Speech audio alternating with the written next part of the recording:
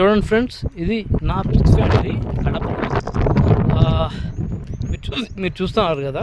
ఇప్పుడు మా ఫ్రెండ్ అదో అది గ్రావిల్ ఇటుక రాయి, పెద్ద రాయి, దాన్ని తీసుకొని బ్రిగ్ని కొడతాడు. ఒకసారి చూడండి, అది ఇరుగుద్దో ఇది ఇరుగుద్దో తర్వాత మనం మాట్లాడదాం. ఓకే, ఒకసారి బ్రేక్ చేయవా? చూసారా ఏది ఇరిగిందో? మళ్ళీ ఇంకొకసారి బ్రేక్ చేయి. మళ్ళీ మీకోసం ఇంకోసారి బ్రేక్ చేస్తున్నాం.